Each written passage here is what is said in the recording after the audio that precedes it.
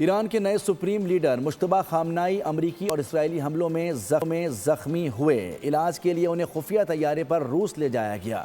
برطانوی اور کویتی اخبار کا دعویٰ، لکھا روسی اسپتال میں ان کا کامیابی سے علاج کیا گیا، ان کو ٹانگ پر چوٹ آئی تھی۔ ایرانی قیادت سے متعلق اہم اور چونکا دینے والی اطلاعات سامنے آئی ہیں۔ برطانوی اور خلیجی میڈیا رپورٹس میں دعویٰ کیا جا رہا ہے کہ ایران کے نئے سپریم لیڈر مجتبی خامنائی کو زخمی حالت میں علاج کے لیے روس منتقل کیا گیا۔ رپورٹس کے مطابق مجتبی خامنائی 28 فروری کو تہران پر ہونے والے امریکی اور اسرائیلی فضائی حملے کے دوران زخمی ہوئے۔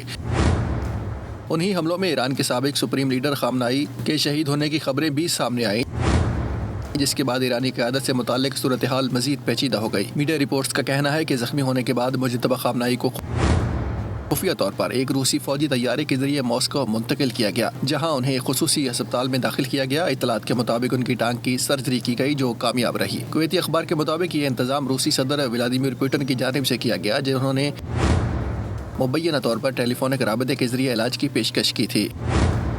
رپورٹ میں دعویٰ کیا گیا ہے کہ یہ معلومات نئے ایرانی سپریم لیڈر کے قریبی حلقوں سے وابستہ اعلیٰ ذرائع نے فراہم کی ہے۔ ادھر امریکی صدر ڈونلڈ ٹرمپ نے بھی ایک بیان میں کہا کہ انہیں مجتبی خامنائی کی موجودہ صورتحال کے بارے میں واضح نہیں معلوم، اور یہ بھی کہا کہ اگر وہ زندہ ہیں اور انہیں اپنے ملک کے لیے دانشمندانہ فیصلے کرنے چاہیے۔